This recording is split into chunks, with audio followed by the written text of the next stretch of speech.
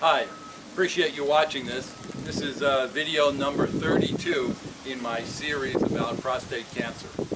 And I'm recording this now. It's actually been over 6 years since my prostate cancer surgery.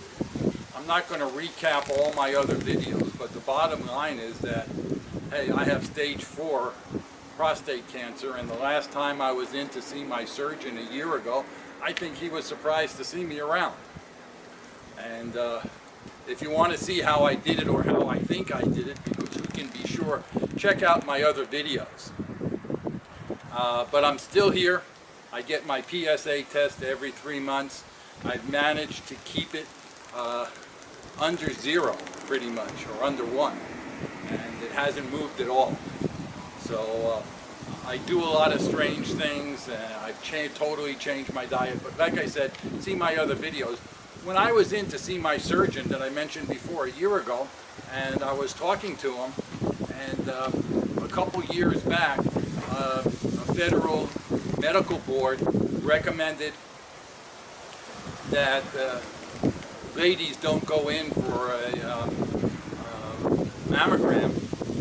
It wasn't necessary until they were over 50 or whatever, and that guys don't have to go in for a PSA test. Well, there was such an uproar about that, they withdrew the recommendation for ladies, but the recommendation for prostate PSA testing remained. And what that means is that now the government on various programs wasn't going to pay for that, and if they're not going to pay, a lot of people are going to skip it. And I asked my surgeon how things were. He was saying that he has been seeing many more cases of advanced prostate surgery, prostate cancer, since that ruling went into effect. I mean, if you think about it, this is like an ostrich, a head in your sand type ruling. Hey, the whole thing came about because they said people, when they get diagnosed with prostate cancer, it may not need any further attention. They may not have to go for further tests or surgery, but they may be scared into it. Well, hey, look, let the people make up their own mind. And right now, a lot of people who are diagnosed are what we call under active surveillance. They're watching it. They're getting their PSA tested every 3 months and seeing if it continues to go up. Then they might take some further action. But meanwhile, most of them are just watchful waiting. But, you know, you can't let the government control your life. Otherwise, this is what's going to happen. Just last month, a report came out. Now, and I don't know if you can see the heading on here. It says, "Cases of aggressive prostate cancer on the rise, research finds." And that title says it all. I mean, if you put your head in the sand and you don't go in for an annual PSA test, by the time you do go in, or what forces you to go in, you have some symptoms. And those symptoms can be very bad. Whereas if you would be getting an annual test and you see the rise going up, you could have taken some action to head that off. So now what they say here, metastatic prostate cancer, which is unfortunately what I have, and that means where it spreads in the body or it's in your lymph nodes, nearly doubled in men aged 55 to 69 since 2004. Nearly doubled. Now you would think that alarm bells would be going off.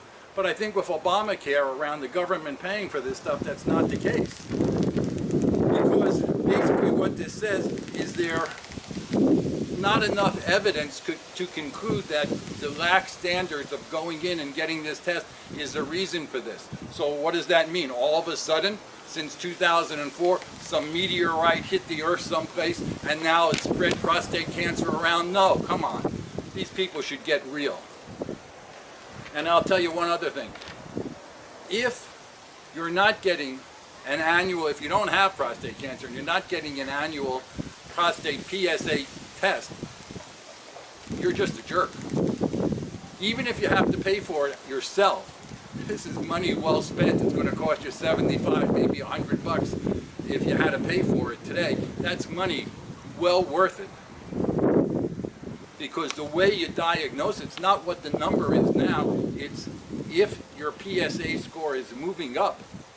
And if it starts to move up, then you might want to go for a biopsy, and the biopsy is just an office visit in and out, and then they could tell if there's real cancer in there while they examine it under a microscope, and then you could decide, hey, they may be able to tell you, get a Gleason score, that it's not that aggressive. Hey, just go on active watch, active surveillance, and keep an eye on it. Or you may want to take it a step further, depending on what the score is. If you have more aggressive cancer, you may want to take some action to head it off. Instead of waiting like they do now, not getting the test, putting your head in the sand, waiting for symptoms to develop, and then what do? So anyway, what this whole thing says is that, where's the age range here? Okay, nearly doubled in men who are age 55 to 69. Nearly doubled. This is amazing. And now one of the doctors from the board here says the current analysis is far from adequate to answer the question if it's because of the lax standards that they recommended. Far from adequate. Shouldn't you side on the side of caution and get the stupid test until it's decided? Instead of, no, let's not pay for the test and let's let things go on like this. Nearly doubled. This is amazing.